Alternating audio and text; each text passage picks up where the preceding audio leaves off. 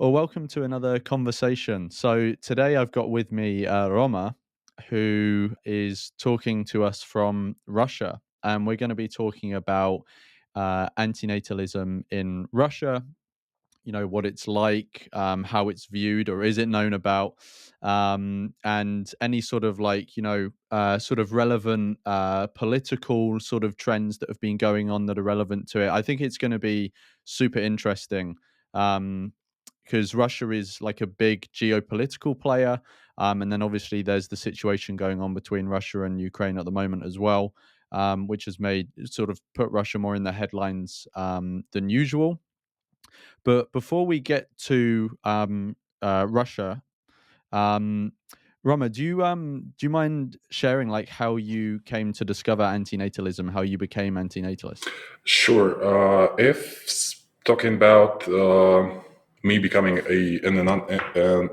antinatalist, I believe I get too much traumatized from my childhood, meaning both the events that I've experienced in my life were witnessed in person, and mainly the materials which I watched or read about life itself.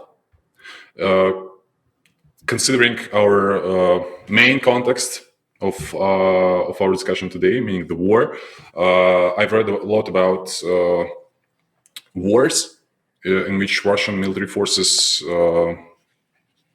participated, meaning war in Afghanistan and two wars in Chechnya.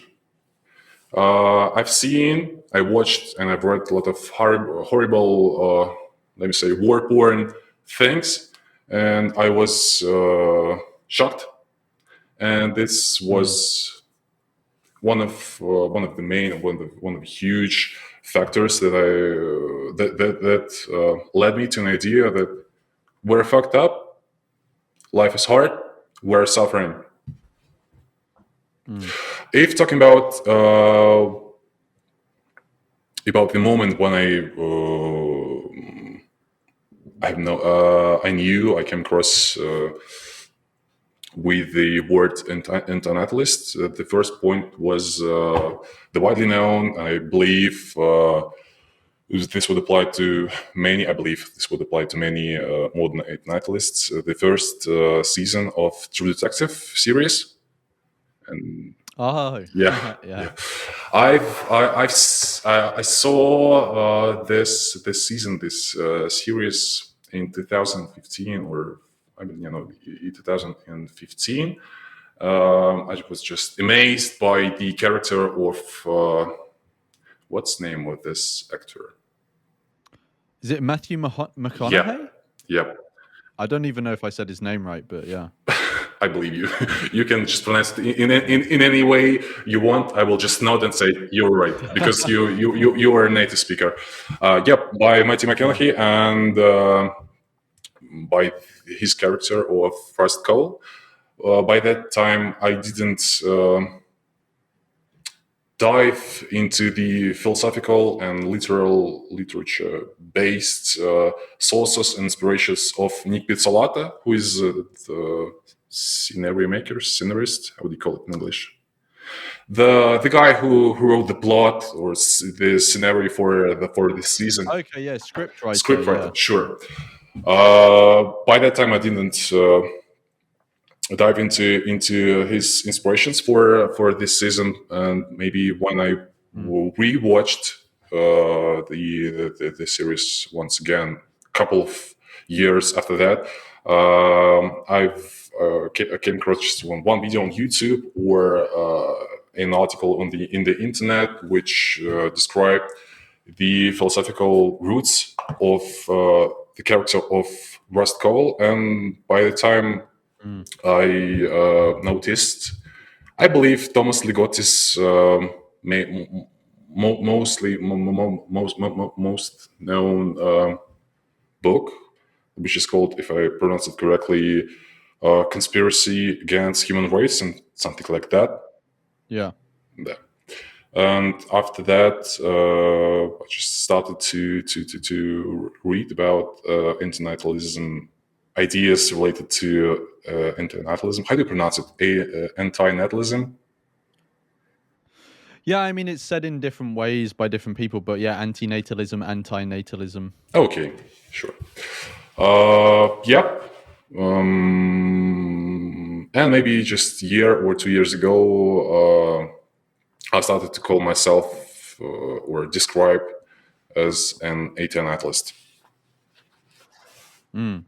Nice. Yeah, that's interesting. Like I know a lot of people are aware of the inspiration of that character from True Detective, but I actually haven't spoken to another antinatalist that I've been aware of that has actually discovered it through that character. So that's like super interesting. I'm sure there are like quite a few people that have like you discovered it through that way, but like I think you're the first person I've spoken to who has discovered it through that way. So that's like yeah, it's kind of um cool and funny that like you found like, you know, such a significant thing through a character in a TV show. But yeah, it's cool.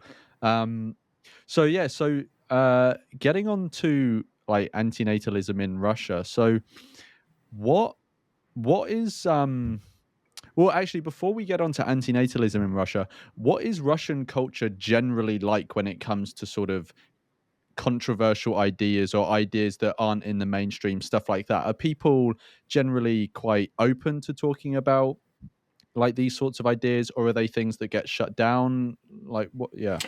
Just before I answer this question, could you just list some examples of such ideas?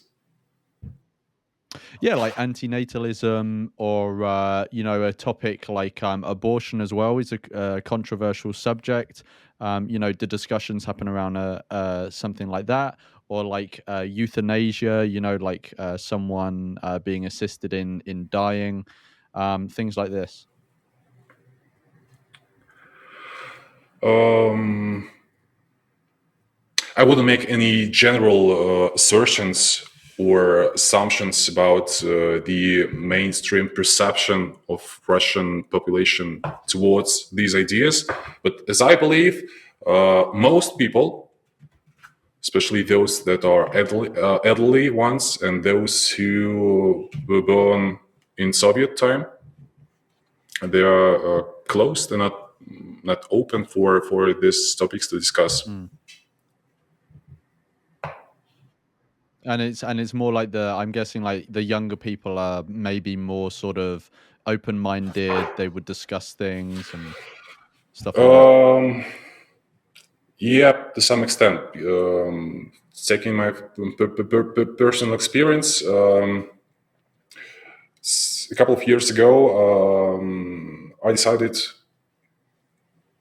I don't know, intentionally or unintentionally, to be frank, to be open about my depression, about my Mm. suicide ideas, and after a while, about my antinatalist perception of the world, ideas as well.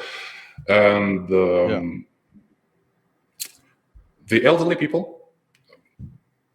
of age approximately 40 and above thought that I'm crazy, or I'm speaking Mm. about the things that um, are abnormal.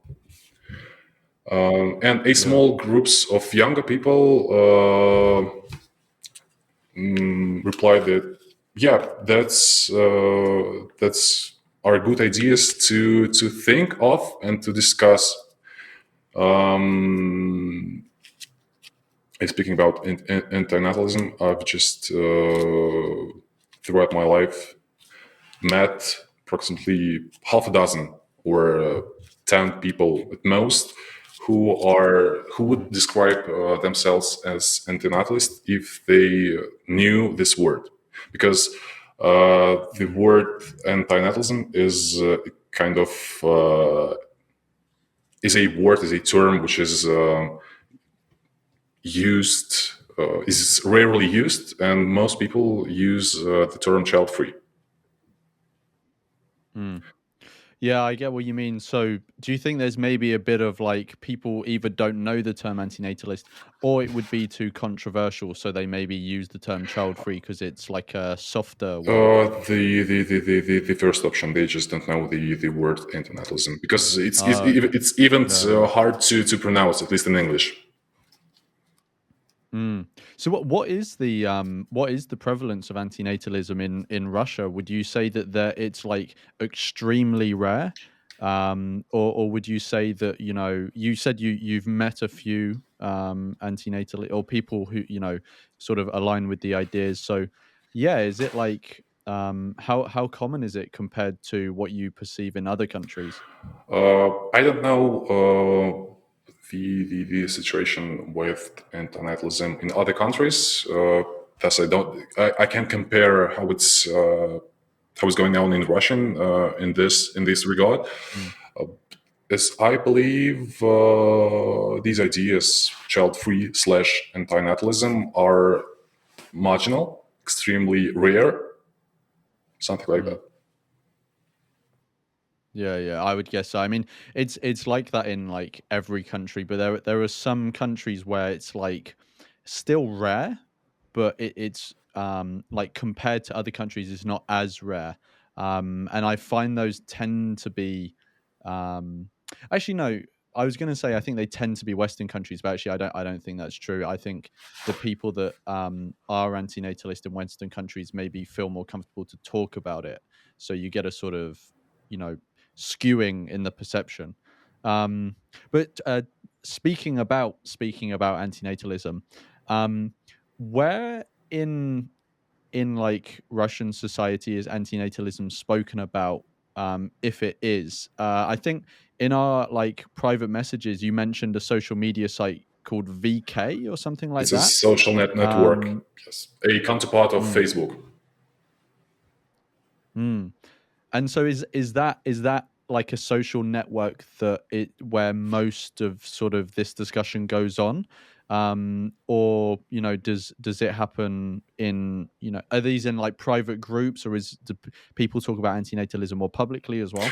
Um, there are several, I would say, few groups that are not that don't have many members, about Mm, 1,000 at most, where the topics of antinatalism or euphilism, I think there is just there is such term, are mainly discussed. I've came across with several articles in the internet, some of which were posted in Western media. I mean, mm, local offices of Western media like BBC.com for Russia. There are yeah, several articles where antinatalism and even David Benatar or other guys yeah. that try to spread the ideas of antinatalism are mentioned. So it's just it's the only the only materials, the only sources which I came across. Mm. And I'm gonna pop up on screen when I edit this. I'm gonna put up on screen a picture that you sent me of. Do you know the one I'm talking about of the child on the bus? And the "Better Never to Have Been" book was photoshopped in. Can you speak It's a about? young soldier who was Mm, forced to go to Chechen War. Yes, I believe it was shot in the end of or in the middle of 90s. mm. And it's like an interesting when you sent it to me, I found that picture really interesting because it's taking a photo which snap takes is sort of encapsulates a snapshot of human suffering, and then it incorporates into the picture a message about antinatalism. And so it's sort of highlighting where antinatalism would have been a particular benefit, and yeah, so I found that like a really interesting way to like play with photographs. um you were saying that picture you found, I think, in a like a feminist Yeah, group. I believe it was a Is radical feminist group in Russian social media, Russian social Yeah, network. and Sorry. was that just like coincidence, or does antinatalism tend to be discussed in feminist groups in Russia? I believe the first answer, the first option, just was a coincidence. Okay, cool. Yeah, yeah, yeah. So, um, if you don't mind sharing, just before we move on to sort of more political stuff, um, I wanted to ask, like, what has your personal experience been talking about antinatalism in Russia? Do you sort of, obviously you share your views publicly because we're talking about it now, right? But have you spoken about this with sort of friends and family? And what has their reaction been like? Yeah, I spoke about my anti-natalist views with my friends. Mm, The main reaction was, okay, you're just a strange, depressed guy who is overly open, who committed several suicide attempts, who is a bit over traumatized by life, and who are fair about this, who are not, who is, let me say, brave to speak about this. So their reaction was, okay, it's just. It's a normal thing for you being a depressed and suicidal guy. mm. And was that the reaction from from basically everyone you've spoken to? Have you not found anyone who's been any at all positive? No, there were most of my friends were neutral about this, and some of Mm, them reacted to some extent positively. They just noted, "Oh, it's mm. called antinatalism." Uh, Yep, I just thought about this throughout all my life. I share these ideas with you. So there are some friends of mine who are, yep, could be regarded as antinatalist as well. Oh, whoa, yeah, that's like a coincidence. That's cool that you were able to, find other people you can relate to. Yep.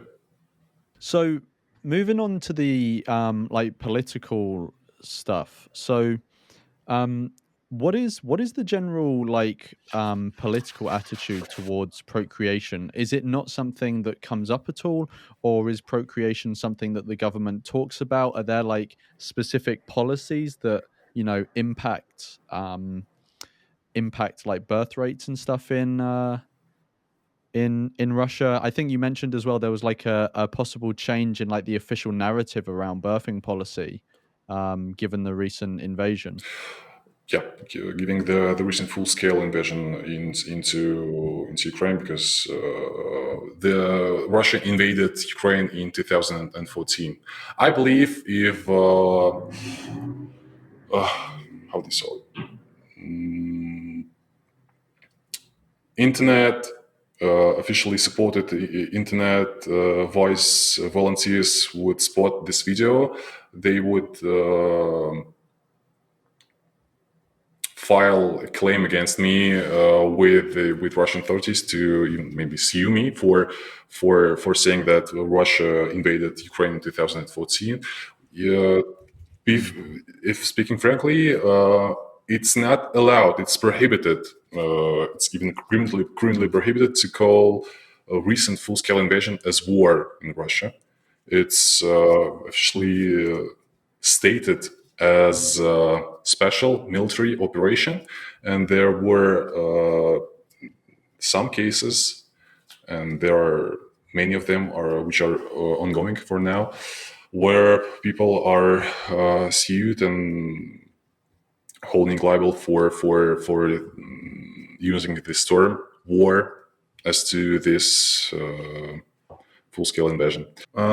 Even before the current full scale invasion of Russia into Ukraine and introduction of severe military censorship in mm, Russian media, the birth policy was a kind of sensitive topic to discuss, because there are, and I believe will be, huge problems with demographics in Russia.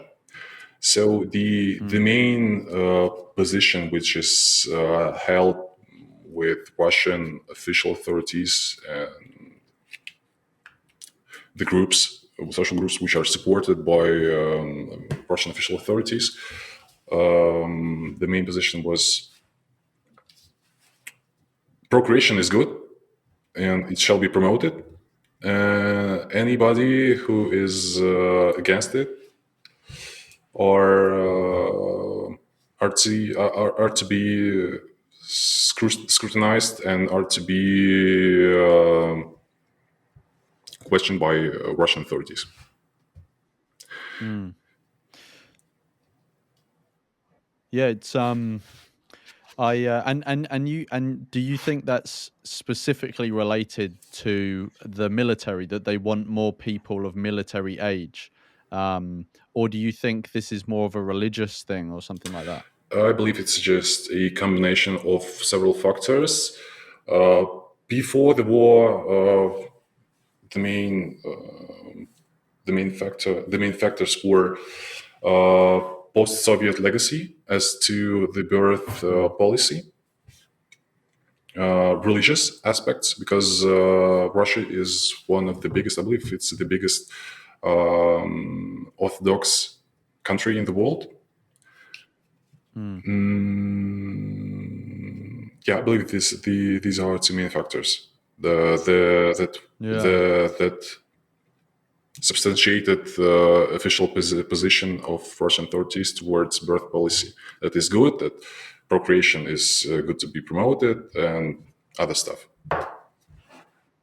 Yeah, and you mentioned that, and we spoke about it before in direct message, and I've actually I've been in contact with someone else who is in Russia, but he didn't want to come on and have a conversation, but he mentioned that there are he, I think he phrased it as like a banning of child-free ideas, and you kind of referred to it there, that if you promoted or talked about child-free ideas or anti-procreative ideas, you would be like questioned by the authorities or something like this. Do you have any idea of like what repercussions there would be if you publicly promoted being child free or something like that? Would this be a fine, or would you just be questioned and threatened, or would you be imprisoned, or what are we talking about? Do you know? If speaking about current situation, current military censorship, severe kind censorship that I've mentioned before, if these vice unit volunteers who are searching in the internet to find some people who are speaking about controversial topics. I mean, the war, opposition against Russian authorities, and anti-natalist ideas as well. This might, to a great extent, pose serious problems for a person who speaks about it and who supports Mm. anti-natalist idea. There was a recent initiative by Russian officials, by Russian representatives of Russian parliament, to directly ban child-free ideas. The bill, the draft law, hasn't been adopted yet. Nonetheless, Mm. the current legislation, if legislation is mentions anything in this situation, provides legal grounds to get people, to question them, to maybe even hold them liable for spreading child-free slash internationalist ideas, because there is a direct prohibition to perform propaganda or just spreading Mm. ideas which contradict traditional family, so-called traditional family values in Russia. Mm. So if I'm getting this right, so there's like an actual bill being that has been introduced, like not passed yet, you were saying, but there's a bill that's being considered in the Russian parliament that would basically mean that if it was passed, anyone that promoted or you know child-free or antinatalist ideas, these people could essentially legal action could be taken against them. Uh, sure. But even if this draft law is not adopted, Russian authorities have legal instruments to sue and give these people who are Mm. spreading such ideas. Oh, okay. Oh, wow. Yeah, that's scary. What what um what sort of likelihood do you think it is that this bill would be passed? And also, do you know the name of it? I don't know if there's an English translation. It's just a federal law on amendment to a another federal law on protection of kids, something like that, on information protection of Okay. kids, just Yeah. something like that. I wouldn't focus Mm, on this draft law because, as I said before, there are already legal instruments and legal ground mm, to create problems for people who are publicly speaking about child-free slash antinatalist ideas. yeah. The I would say, and it's interesting to notion to mention that this draft law and the rhetoric, the narrative which was used before this draft law was announced, and between the period of when the full-scale invasion of Russia into Ukraine has started and until this September 2022, when this draft law was announced, there were public statements of Russian authorities which were against child-free so-called ideology, and Oh, right. these narratives is just another dimension, another instrument of Russian authorities in military propaganda in Russia. Because Mm, if we look at this draft law and if we look at the public statements of this Russian official representatives, the child-free ideology is a kind of bunch of ideas which are promoted by Western countries to pose problems for Russian demographics. I believe if people from the top, from the Russian authorities, knew the word antinatalism, they would be much more emotional about this so-called ideology, because I think it would rhyme with the word nationalism, Nazism, and something like that. mm. Yeah, it's that's so interesting. So since you were saying that this sort of like um this sort of political um uh effort to be against sort of antinatalist and child-free ideas, you were saying it's sort of increased since the invasions in Ukraine.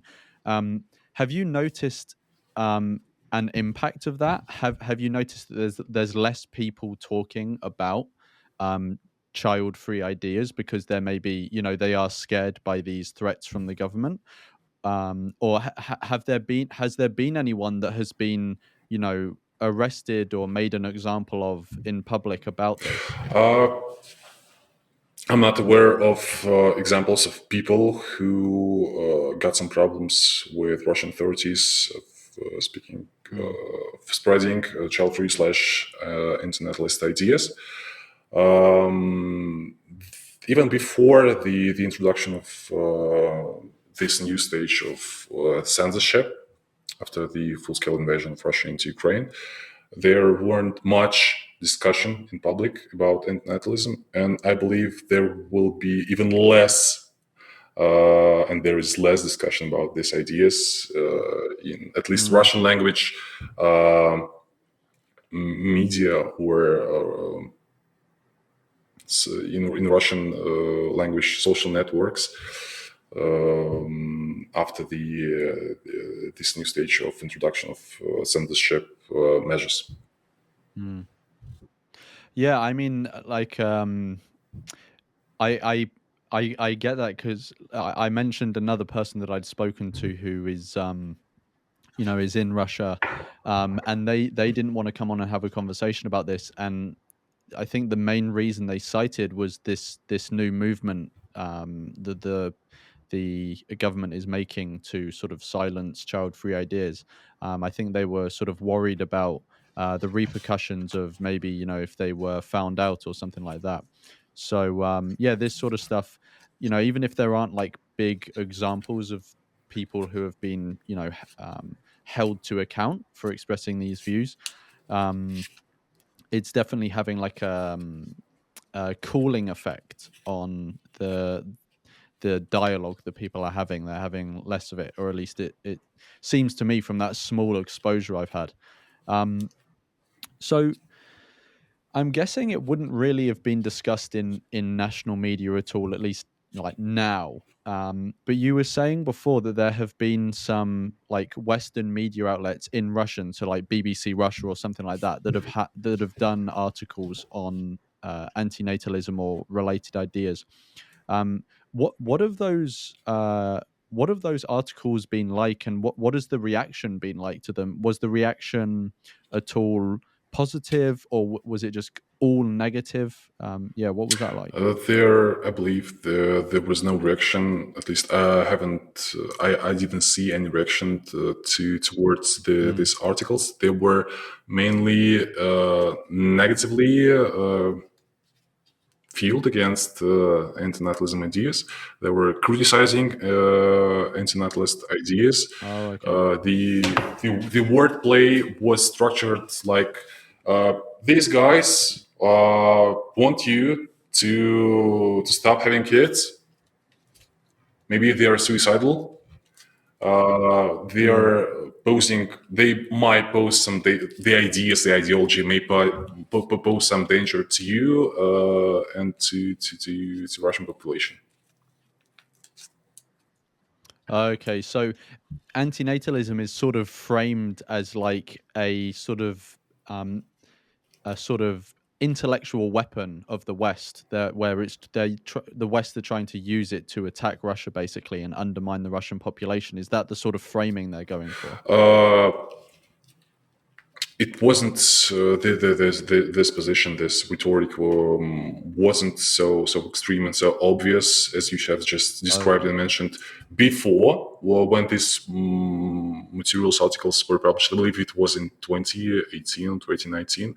But Yeah. if we just imagine that some materials against or on antinatalism are published now.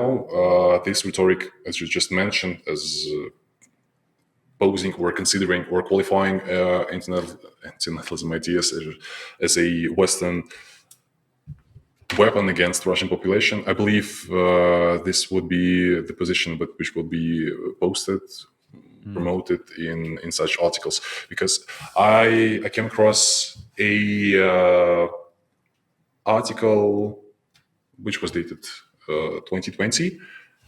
It mm, was directly criticizing antinatalism ideas from religious points of view, and there were yeah. such a wordplay considering, I mean, posing, qualifying such ideas, meaning antinatalism or as they are widely directly named in such articles as child-free ideas. Yes, the ideas were qualified as a danger to Russian population. Yeah. So it sounds like, yeah, the narrative has sort of been ramped up a bit. Um, so I'm guessing if there are any, they're maybe keeping their head below the below the parapet at the moment. But Are there any like antinatalist figures or influential people in Russia at all, or is antinatalism just talked about by people who are just ordinary people? They haven't got any sort of platform really. There is no such platform. At least I don't know about any of these of such. I don't know any Antinatalist influencers in Russian social networks and Russian media. Yeah. So it's just some discussion in social groups in Russian social medias, Russian social network. Mm. Yeah, no, I kind of guess that would maybe be the I mean like in a country where talking about it could get you in a lot of trouble, and you could have the government sort of knocking at your door. I can imagine even if there were people who were thinking about it, they would definitely think twice. Um what is the situation like in Russia for getting sterilized, getting like a vasectomy, or getting sterilized as a woman as well? There are legal grounds or legal framework for people to have to be sterilized, to have vasectomy. If we're speaking about males, Mm, the main criteria are you should be either of 35 years, or you should have two kids, or you should have severe health conditions that mm, might pose danger to your kids. mm, I met this. I didn't met in this didn't meet this person by myself in person, but I knew a guy who got sterilized when he was 20 in Russia by just giving money to a healthcare professional to get this operation. 2 years or a year ago, I asked a doctor if I can get if I can be sterilized getting before before becoming of age 35 years old, before meeting this criteria that I have mentioned before. The doctor replied that it's barely possible to get sterilized, as barely any doctor will take such a risk of being sued or being held liable by a Russian authority for not complying mm, with this legal requirements. Um, though there are some occasions when people get sterilized without compliance with this criteria, but they are really rare. mm. And how do that? Do you know at all, like those rare cases where people get them without compliance? Do you know how they do that? Is that literally just paying a doctor off the books, just sort of informally, like? Just giving a bribe, if you were speaking directly about this. Okay. Uh, Yeah, yeah, yeah. I believe, as far as I know, there are two main ways: you're giving a bribe to a doctor to get sterilized, or I came across one occasion when a guy got sterilized, got an operation during the COVID pandemic, and he posed himself as being another person and provided other person's ID details, ID documents. By this particular man got sterilized. Uh, Taking into account that it's barely possible, or at least very Mm, difficult to get sterilized in Russia, people go to other countries. For example, Turkey.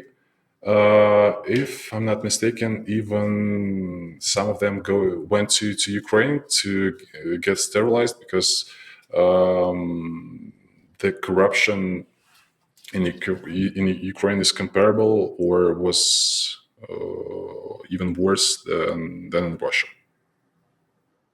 Mm, yeah. Yeah, I like there's also a culture in the UK, not with getting sterilized, but with other things like teeth whitening is a big one, or laser eye surgery is going to other countries to get them. Like and Turkey is quite a big one as well. So I think Turkey must have quite a big industry for foreigners going there and getting specific, procedures done that they either can't get done in their country or it's just a lot more expensive in their country as well. So yeah, that's interesting that like people go to places like Turkey or Ukraine to get them done. So in Ukraine, you mentioned about the corruption. So is that just that the doctors there are easier to bribe? Then do you mean? Um, I'm not a specialist in corruption matters, and especially in the country Yeah, yeah. that I didn't leave or it didn't even mention. And I'm afraid I wouldn't visit in my life due to the full-scale war. But I would guess that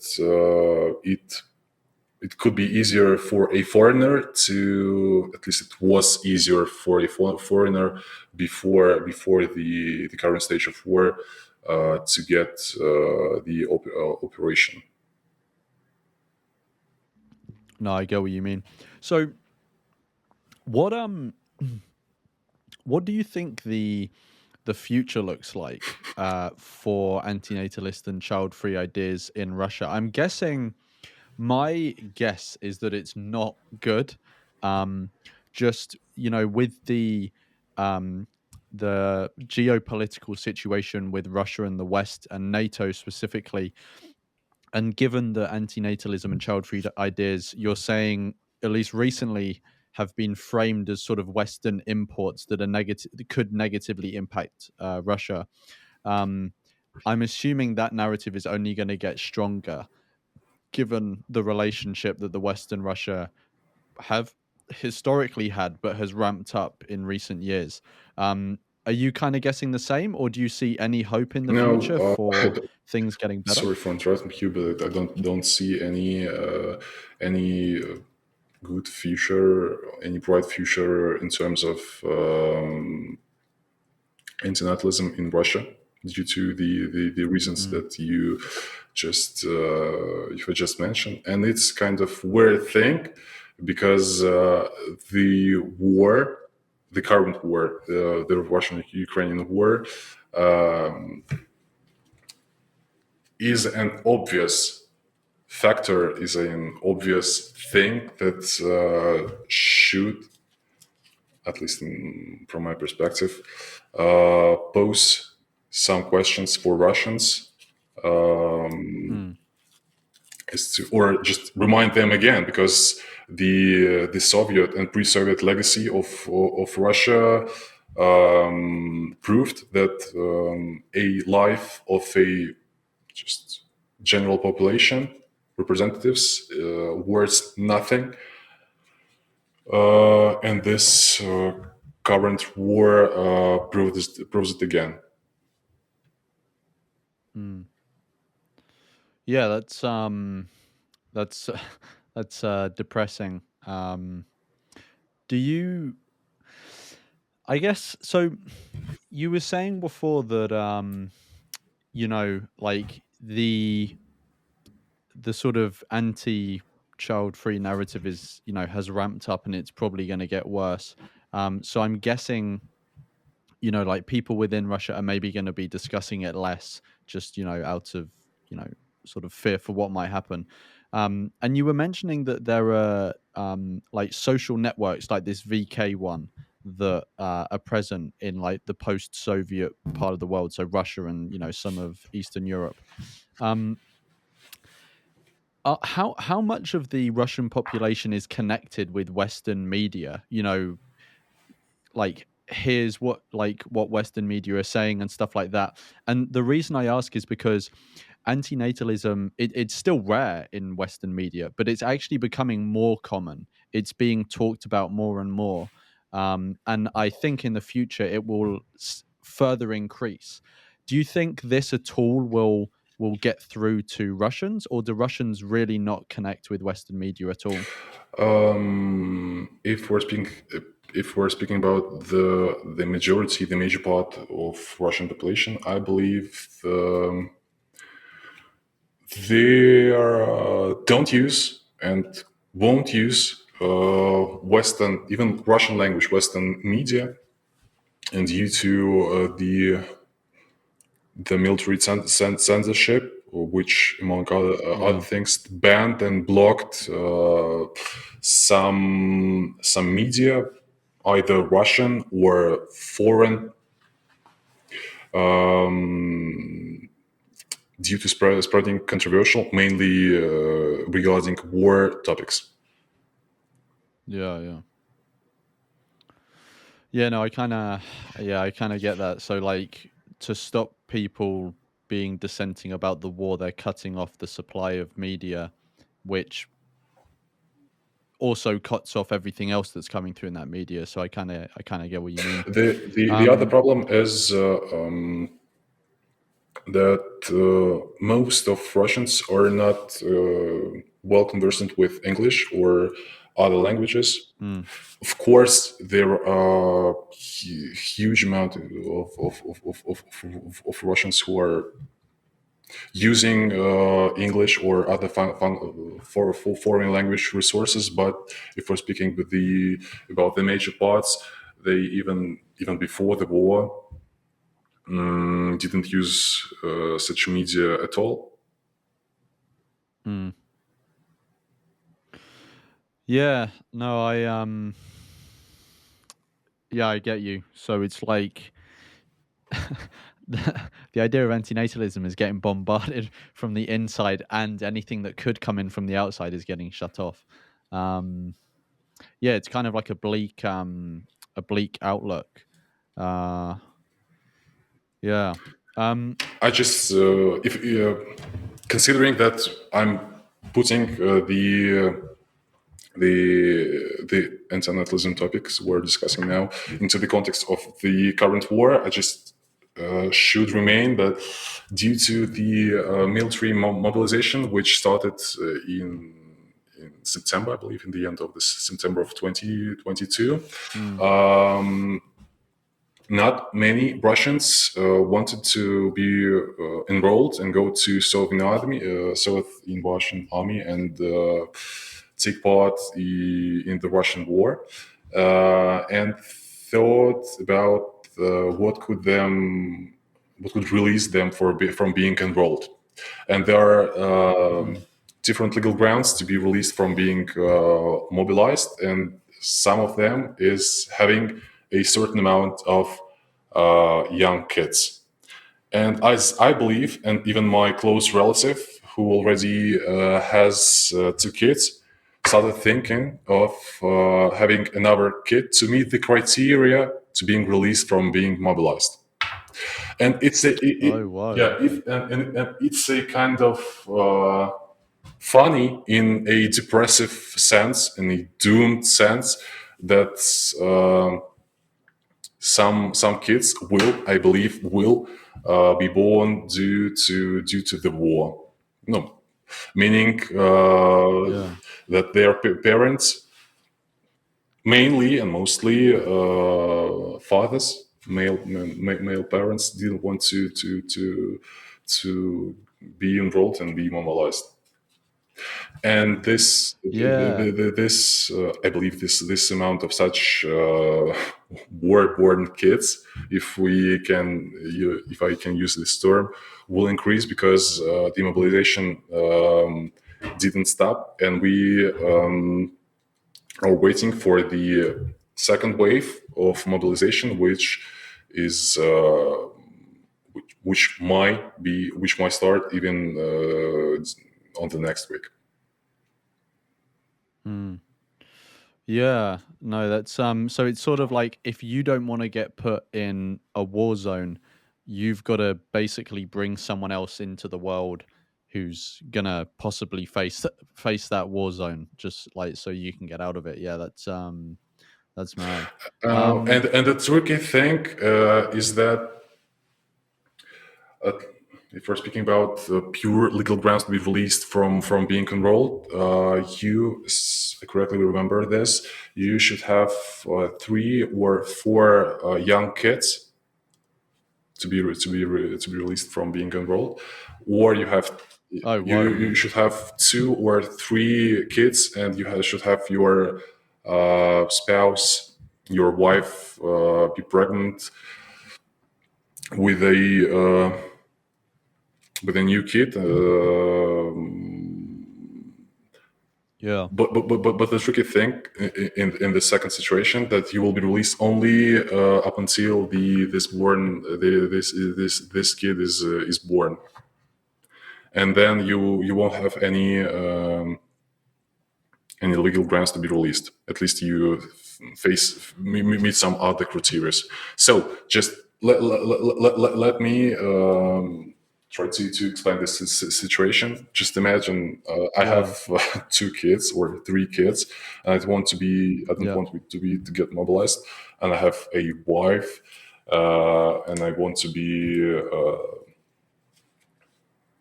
permitted not to be enrolled. I make a baby, and my spouse, my wife, is pregnant with this baby, and I will have a permission to not to go to be not to go to serve in the army, only for Mm. the period my wife is pregnant. Okay, cool. So it's so even if you have 4 kids, you can still be mobilized. It's only if your wife is pregnant. Um, there, I believe there were some cases, and there will be some cases that when Russian authorities just don't comply with these legal requirements, they introduce themselves Yeah. and get the people mobilized, even though they have a bunch of kids. Mm. Yeah. Okay. Yeah, I get what you mean. That's a crazy situation. Cool. I think we've covered like all of the questions that I had. Do you have any before we round off? Do you have anything that you think we've maybe not touched on that you think is worth mentioning? Um, No, I think everything is obvious. Russia takes part and started this war due to some reasons. Some people may regard these reasons as being serious and even sufficient to wage a war, and some other people like me don't think that there is any substantiated reason to start a war and Mm. get people killed. This current situation is a perfect example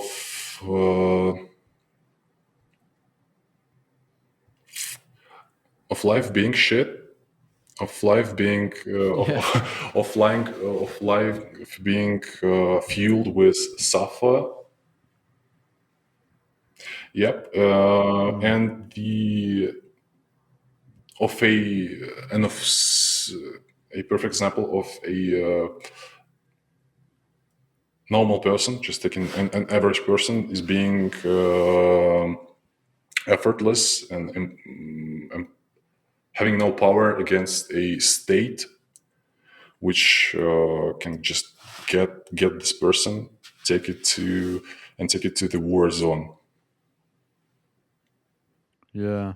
No, I get what you mean. Like, it's just another argument for antinatalism. It's just another example of how humans, are just shit to each other. And putting someone in this mess in the first place is like a very bad move. Um, but yeah, thanks like so much for coming on, Roma. I've like really enjoyed this conversation. It's been really well. I say enjoyed. I mean, it's been somewhat depressing, but it's been like interesting. Especially you talking about the link between, uh, you know, procreation, antinatalism, and the current war, and how those two things interplay with each other. It's been interesting. I think people will really enjoy this conversation and be interested to hear what it's like being an antinatalist in Russia. Um, so yeah, thank you so much for coming on. You're sure. You're welcome.